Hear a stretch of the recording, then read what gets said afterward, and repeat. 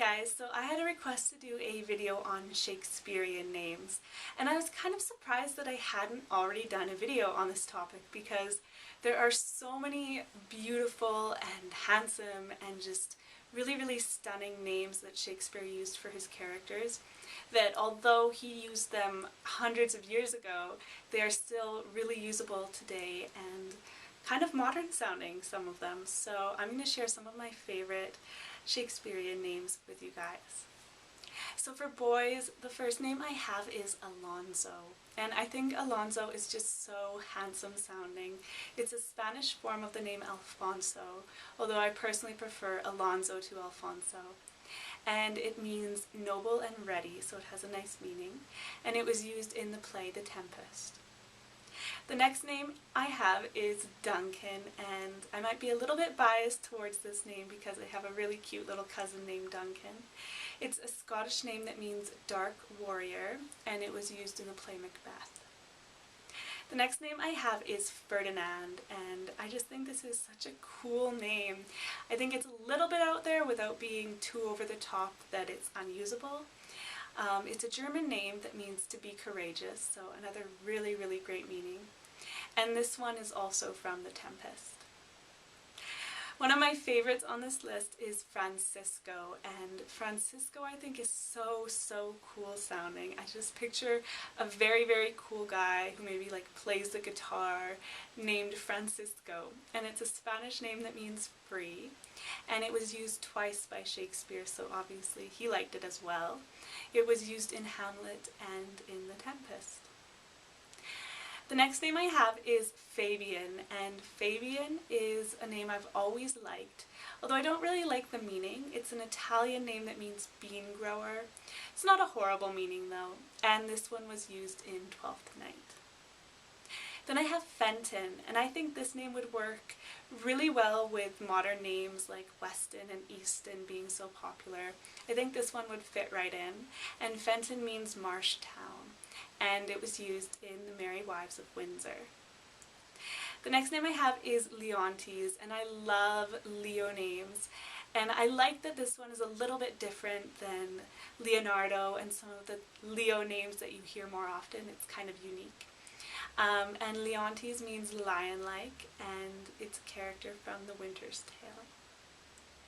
The next one I have is Lennox, and I think this sounds so modern. It sounds like Maddox's twin brother, but I think I prefer Lennox to Maddox. And Lennox is derived from a Scottish place name and was used in Macbeth. Then I have Lorenzo, and I've always thought this name was so handsome sounding, and I love the nicknames Renzo or Enzo for Lorenzo. It's an Italian name that means laurel, and it was used in my personal favorite Shakespearean play, The Merchant of Venice. And the last boy's name I have is Lysander, and Lysander is one that I've always really liked. It's a Greek name that means one who is freed, and it was used in A Midsummer Night's Dream. So when I was doing my research for this video, I came across some really weird names that Shakespeare used in his plays. I think these are names that he used more in his comedies, and they're all male names, but I thought I would share them with you really quickly. The first one is Elbow, as in the body part, and Elbow is the name of a character in Measure for Measure. In Much Ado About Nothing, there is a character named Dogberry. And in Love's Labour's Lost, there is a character named Dull, as in dull and boring. Froth is a character in Measure for Measure, and then he used the name Moth twice. He used it in Love's Labour's Lost and also in A Midsummer Night's Dream. And he also used the name Pistol twice. He used it in Henry IV and in The Merry Wives of Windsor. He used the name Simple in The Merry Wives of Windsor, the name Snug in A Midsummer Night's Dream, and the name Speed in The Two Gentlemen of Verona. So there are so many beautiful girls' names that Shakespeare used for his female characters. I had a hard time narrowing this list down, but these are some of my personal favorites. The first one I have is Bianca, and I think this name is stunning and timeless. It's never too popular or too out there. It's an Italian name that means white, and Shakespeare obviously liked this name too because he used it twice. He used it in Othello and in The Taming of the Shrew. He used the name Constance in the play King John, and I think this is a really, really beautiful English virtue word name that's not used as much as it should be. I really, really like the name Constance. Cordelia is one that's really been growing on me recently. I love the name Cordelia, as well as the similar sounding Cornelia. Cordelia is a name of unknown meaning, and it was used by Shakespeare in King Lear.